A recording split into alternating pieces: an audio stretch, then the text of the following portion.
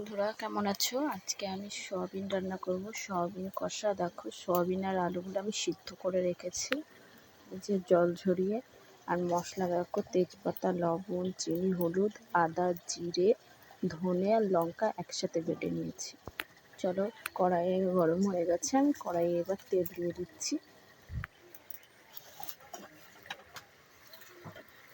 এবার দিয়ে দেবো তেজপাতা,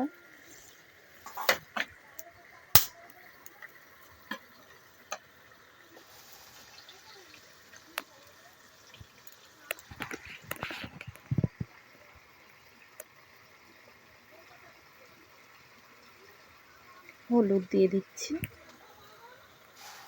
লবণ। এবার দিয়ে দিচ্ছি বেটে রাখা মশলাগুলো।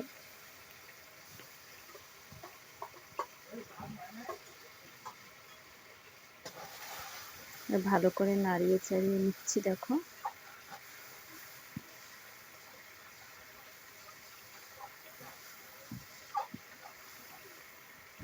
এবার দিয়ে দেবো ওর মধ্যে সিদ্ধ করা সয়াবিন আর আলু।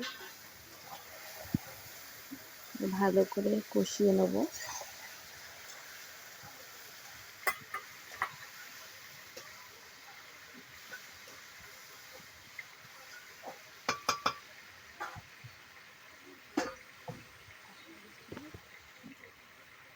দেখো, এবার আমি একটু জল দিয়ে দেবো।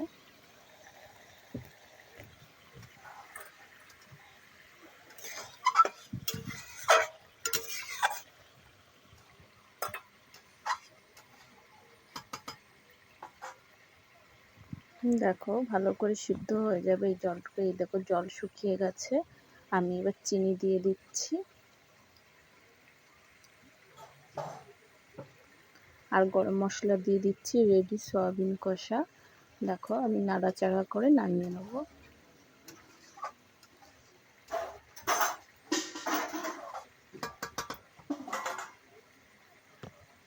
রেডি। এই দেখো, আমি এবার নামিয়ে নিচ্ছি। তোমরা কমেন্টে জানাবে কেমন হয়েছে নিরামিষ সয়াবিন কষা।